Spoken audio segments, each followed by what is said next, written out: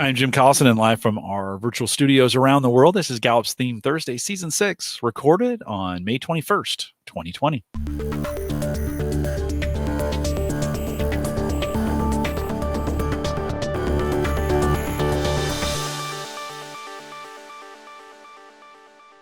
Theme Thursday is a Gallup webcast series that dives deep into the CliftonStrengths themes, one theme at a time. This season based on developing teams and managers with CliftonStrengths, and today's theme is connectedness. So if you're listening live, there's a live link right above us to the YouTube page. Love to have you in the chat room, and we'd love to have you join us live if you've never done that before. Gallup.eventbrite.com. We list them all. You can sign up for them. We'll send you a notification. We'll send you a reminder. We'll also let you know when it's been posted. So sign up over there. If you have any questions after the fact, you can send us an email, coaching@gallup.com. Don't forget, if you're on YouTube, click the like button and subscribe over there to the right. We'd love to have you get notified every time we post these. Micah Librant is our host today. She's a senior workplace consultant with me here at Gallup. Micah, always great to see you on Theme Thursday. Welcome back. Thanks, Jim. Great to be here. It's been really fun this season getting to go domain by domain through all 34 themes. We're exploring them through the lens of what makes a strong team. And if you want to know more about the 5 truths of strong teams that we use to structure Season 6, you can find that in the book Strengths-Based Leadership. We're really using these as a jumping point to explore every theme. And right now we're in the relationship building domain. So I hope as you explore and really dive into these theme by theme, you leave better able to think about how can somebody with this theme really serve and adhere to the great network within a team instead of just saying, oh, that's a relationship building theme. So today we're diving into connectedness. The short definition of connectedness is this: you have faith in the links among all things. You believe there are few coincidences and that almost every event has meaning. The first truth of a strong team is how they deal with conflict. So the truth is this: it's that conflict does not destroy strong teams because strong teams focus on results. And what does it mean, focus on results for connectedness? They might have more patience with results, understanding that progress is made when progress is made in any direction, it will eventually flow toward the place that they're supposed to be. Now, this can sound at worst directionless or disconnected, but lean into this. Understand it really is just the opposite. It's a holistic approach to results. It's forgiving any missteps along the way and raising up sort of our level of understanding of how are we focusing on results to be able to see the big picture. How does connectedness track progress? They'll likely notice human interaction in pursuit of a goal. They'll track not just whether we did what we set out to do originally, but what did we actually do? Moments that the team followed the plan, as well as moments the team followed their own instincts. Somebody with connectedness trusts all of those things as part of something that needed to happen. So you can collaborate with connectedness through clarity. Check in often about what the most important end result is and explore whether each milestone along the way carries equal weight, or if those milestones maybe that we say at the beginning of a plan still truly support the ultimate goal. It's good advice. Let's look at number 2. Number 2, strong teams prioritize what's best for the organization, and then they move forward. And how does someone with connectedness focus on a larger goal or purpose rather than just their own? How specifically? Sometimes it's just by getting quiet and listening to their intuition. Connectedness shines in moments of clarity that happen organically. And I heard from somebody this week the definition of organic. I love this: derived from living matter. So with connectedness, it's about taking clues that are really found in the human experience and evaluation of that experience. Sometimes that's a clarifying moment of calm in the midst of chaos. Sometimes it's a glimpse into the future or the past that ties together seemingly independent people or events in a way that makes you kind of exhale and say, oh, It all makes sense now. That's a connectedness moment. Connectedness is not just about the links between people. I find that even as we've evolved through 6 seasons of Theme Thursday, the world outside of Clifton Strengths has tended to place a value and a definition on the word connectedness to mean really good at networking or very connected. That's not quite the definition that we use when we think about the research that really led to Clifton Strengths. This version of connectedness is about seeing, feeling, and noticing and anticipating links between people and places. So it's not just that you've got the most followers or the most, connections.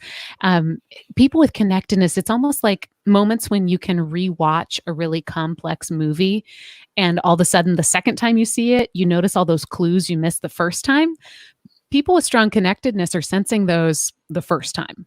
So in a team, if you want to help someone with connectedness focus on a larger goal than their own, give them a runway to explore where their strongest energy connection might come from. Explore the similarities that they see between their own goals and the goals of the organization. It might not be a straight line between the most important organizational goal and their most important personal goal, but straight lines don't really exist in nature. So it's okay to allow that to grow and twist and sort of exist before it's solidified and really lands. Wait a minute. Straight lines exist in my yard on my lawn when I mow them straight. Right? Right. One of my favorite things to do is to watch this happen in people. I just love includer and connectedness, those themes as people are doing them. How does someone with connectedness really take action? It likely flows through other people. So I think about connectedness taking action when they're making sense by noticing what other people can't or don't notice, being inspired by the talent of other people, catching small actions that people can take that add up to making a meaningful difference. Sometimes they probably see these all the time, and it's important for the people with connectedness to realize other people aren't noticing that. So maybe your version of taking action is maybe one step removed. Maybe it's working through others by being able to say, hey, because you asked that question in that meeting, that allowed the other person over here to have a light bulb moment. And I saw that. And I know that was meant to be. Or, hey, I know you're struggling right now. And I just want to let you know it's part of something bigger. And it's easy to see connectedness as being this like mystical, almost clairvoyant sort of thing. And that's really not the essence of it. The essence of connectedness is that they're seeing links between things that others are missing. And sometimes it might be obvious, or it might be in the form of a thoughtful question, a developmental nudge, or just a really well-placed thank you. It's going to become more important as we think about its magic on a team here in a second. But let's look at number 3. Number 3, members of strong teams are as committed to their personal lives as they are to their work. And so how does connectedness show up in somebody's personal life? There is an element of mystery. It doesn't have to be. You just said there wasn't. No, I said that's not the whole picture. But there is. It doesn't have to be like frolicking through fields, although who wouldn't enjoy a good frolic? It doesn't have to be spiritual. It doesn't have to be loose. It can be incredibly practical. It can be super logical. But the common thread that makes it connectedness is no matter which values or life experience it's wrapped up in, that ability to see, sense, and act based on consequences or anticipation of consequence. They might be a spiritual person. They might be a conspiracy theorist. They might always have more questions. They're likely to be led at some point in their life by an indirect consequence that sort of moving through their human experience with an understanding that all things have a ripple effect to them. Never thought of tying that to conspiracy theory. I'm going to have to think that one through. But as we think about questions that managers could use to kind of tap into this superpower, what would they be? Let's remember that I think Kurt called connectedness part of a time package. It's the one that links past, present, and future. You could ask, what experience does this remind you of? What are you sensing? What do you think this will mean for us in the future? That was best, present, and future. I didn't realize I did that. What's the most important thing you're focused on right now? How do you feel most in touch with your own intuition? How do you feel in touch with the universe? What is your gut telling you, or what are you reading from others? It's almost like inside out empathy. Sometimes connectedness is. It's less about just hearing their own voice and more about tapping into the voices of everyone around them in order to make sense of it in a way that they weren't told. So maybe it's even, what are you noticing about our team, or what are you noticing about our performance? Sunday was the anniversary of that date for Kurt, and all the connectedness people right now are freaking out that you just tied all that together. So let's look at number 4. Strong teams embrace diversity. This does not mean that having different Clifton Strengths themes means you're diverse. Diversity is a bigger issue than this, but it does mean that what's valuable about diversity is true when it's tied to teams as well. That having a bunch of people with different ideas gets you farther than having a bunch of people with the same experience and the same ideas. And what are some descriptor words we can use for it? You could call somebody with connectedness. I like this. Kelly says an acute observer. I'm going to say that. Intuitive, a global thinker, independent, spiritual, patient, calm. There's a sense of wisdom to connectedness that almost seems like it doesn't come from this world. Yeah. Like it's wisdom that isn't derived from books or even from experience. It's from somewhere else. Yeah. And I think it's just because they're paying attention on multiple levels, almost like being a global listener of people and of events at the same time. And what unique perspective does it bring to a team? I love the word perspective. Let's just say that for connectedness, because it is all about perspective. They can elevate beyond what the team sees right in front of them and help them think about larger in any direction on a timeline. So they can offer some sense making from past events or plant seeds of thoughtfulness about future plans. Oh my gosh. Jim, I didn't even think about this when I was writing it, but I'm really happy that you mentioned Kurt. Kurt was really into bridges. I didn't even think about this when I wrote it. I also have connectedness number 6, so I'm having a moment. You gonna be okay? Yeah. Okay. Listen, this is right. so cool. This is what my notes say. They're like a bridge you maybe didn't know you needed. Bridging between. Jeez, you might have to read this. You can do it. You got it. Bridging between time, bridging between people, bridging from the chaos and uncertainty to the comfort of mystery. There you go. That's pretty cool. Yeah. No, it's cool indeed. Number 5. The final truth of a strong team. Here, let me say this part. I'll say for you. You do. So the final truth, like strong teams are magnets for talent, right? Another way to spot a strong team is to look for teams that everybody wants to be on. We spent a little time in the mid-show kind of talking about this, right? And maybe why. So what is it about connectedness that others are attracted to? This. Exactly. Yeah, you don't get a little more genuine than this, for sure. Yeah. I mean, there's so much that's so beautiful about it, and I think it's a hard theme to understand. And I think when you have somebody with connectedness on your team, realize that it's probably always switched on, even if you don't hear it, because it's always switched on in them, even if they don't know it. But having those moments like we're having right now, where it's sort of like all of your senses, all of everything that you can hear and think and sense and smell and feel, when they all come together at the same time, that's connectedness in your imagination and your reality at the same time. And it can be hard hitting and direct in the way that somebody with connectedness shares reminders that no event stands alone.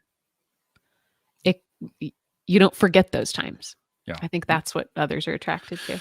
Well, and like the chat room is saying, that's kind of what's happening right now. We're experiencing those connections. By the way, totally unscripted. Like we did not. We ditched our notes about a page ago. But I want to come back to the notes because this last paragraph is really darn good. Yeah. Listen to this sentence. People with connectedness. Jesus. It's It's all working right now. People with connectedness can remind us of our humanness. They can be forgiving and inspiring and deflate times of seriousness or worry by helping us establish trust in the unseen or even trust in the unknown. And they're courageous because they're not as intimidated as others might be to go places that seem uncertain. If you give them the chance, I'm laughing at this now because I wrote this like a week ago when I was not having this moment. If you give them the chance, they'll bring you along with them into that kind of courage. Yeah. Yeah. It takes a little bit of courage to. You're going to have to say the 5 while I catch my breath. Yeah. So do that. So the 5 that we've been talking about, right? Results, not conflict. What's best for the organization, then move forward. Work and personal lives matter. And I think that personal life piece is really, really important. They embrace diversity and they're magnets for talent. Yeah. Micah, we have been spending some time this season working through some talent mindfulness. You're going to be able to do this? I'm going to go totally off book. And yes. Are you? Yeah. Okay. All right. Lean into it. Why not? You have the power. I'm going to turn it over to you. You ready? You sure? I'll be here for you. I'm going to be behind the scenes. All right. It's on you. Talent mindfulness. If you haven't tuned into this before, I hope I'm not going to explain any of it. You should just know that like we're real people and we care about real people. Talent mindfulness is a practice for everyone. It's meant to tune you kind of out of your brain and just into your talents. So we're going to take the next 3 to 5 minutes. Today, I'm ditching what I had planned. I'm going to offer you a visualization. Sometimes talent mindfulness is a bunch of, to be honest, super good coaching questions that you should be stealing and using. Sometimes it's reflection. Sometimes it's a breathing exercise. Today, I'm just going to ask you to chill and maybe close your eyes if that's available to you. And we're going to go through a visualization. I won't ever hold your hold your feet to the fire and expect you to share with anyone what this brings up for you. And I hope you give yourself that same forgiveness. If this feels too weird and not like something you want to go into, it's fine. This will be the last part of our podcast and you can just skip to the end and hear Jim and go about the rest of your day. But if you're up for it, do something right now to minimize distraction and turn your attention inward.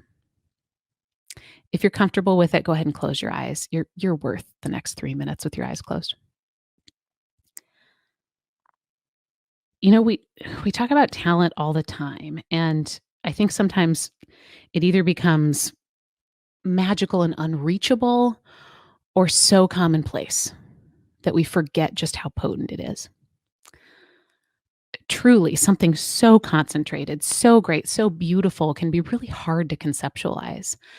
And so I'm going to help you through this visualization as a goal of getting one more angle of understanding, one more way of getting a glimpse of just how powerful you truly are. Imagine yourself standing somewhere alone. Maybe you feel most at home in the mountains or on the beach or in a field. But imagine you've gotten away from the rest of the world and away from other people. And as far as you can see, there aren't other people. It's nature, it's plants and animals and rocks and trees and sounds. Maybe the wind is blowing a little bit. Take a deep breath in, and as you inhale slowly, just realize how big and expansive this imaginary space is.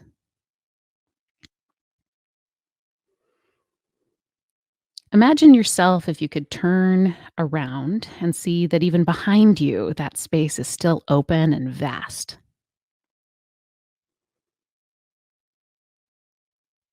I want you to pay attention to your breath and imagine that every inhale allows you to, as if you were a drone, allows you to go up, float up into the air and look back down on your imaginary self in this big open space.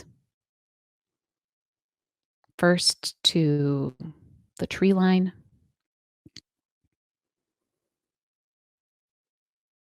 then to the clouds,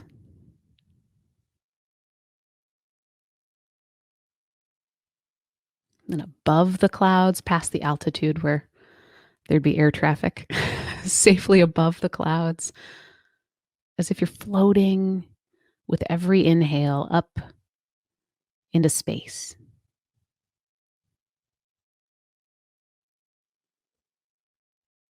Imagine you get to the point where you safely are floating up so high that you can see stars.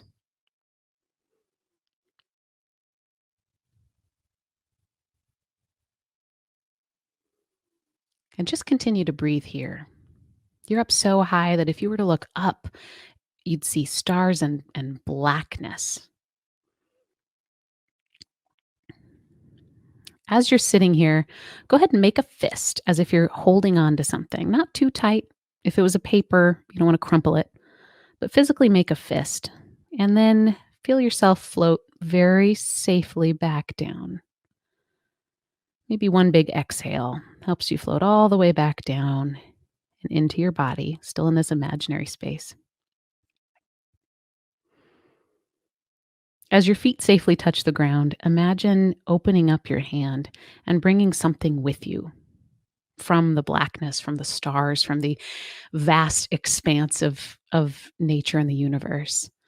As if you have pulled all the way from outer space a little bit of magic, a little bit of dust, a little bit of that reminder of just how huge you are. And as you continue to breathe normally and bring yourself back to the fact that you're not in outer space, you are just listening to a podcast. Please take this as a reminder that you are traveling through a vast universe, but there is also a vast universe of potential within you. And the next time you need a reminder of just how big and real your potential is, imagine looking down into the palm of your hand and seeing a little bit of that dust you brought back from outer space. As you journey through this, you are paying attention to talent, you are evaluating your presence and your potential. Sometimes all you need is just a reminder that it's there. That is your talent mindfulness for today. You did it. Good work. Thanks. Good work. With that, we'll remind everyone to take full advantages of all the resources we have available now in Gallup Access. And the easiest way to get to that, gallup.com/CliftonStrengths will get you there as well. If you log in from that site, from right there, it'll take you right to your Strengths dashboard. So if you want to stay connected with us while you're there, there's a link at the very bottom to our Clifton Strengths Community's newsletter. Love to have you sign up for that. We won't spam you. Once a month, send you some information on what's going on in the Strengths community. If you want to follow us, there's a whole bunch of different ways to do this. One is at gallup.eventbrite.com. Follow us there and you'll get notifications whenever we post new shows, live shows. That's where you want to come. You can go out there right now and see what's coming up. We've posted everything through the end of June, and so you might want to get signed up for some of those as well. If you have any questions, you can send us an email, coaching@gallup.com. You can join us at the Clifton Strengths Summit. That's coming up June 2nd. If you're listening live, it's about the only chance you're going to get to respond to this, but gallupatwork.com. You can purchase that 20 hours of learning available for you for the next 3 months. We'd love to have you get signed in. A couple thousand of you already have. And love to have you join us for that event coming up here, gallupatwork.com. If it's after the fact, we'll probably do this again in 2021. So you might want to bookmark that site, gallupatwork.com. Join us on our Facebook group, facebook.com/group/call-to-coach. I'm always surprised how many actually do that from what I just said. Good place. And then it's the very last thing I say, except for this one. If you want to join us on LinkedIn, search Clifton Strengths Trained Coaches. I want to thank you for joining us today. Very special connectedness. If you're listening live, stay around for a little bit of a post show. With that, we'll say goodbye, everybody.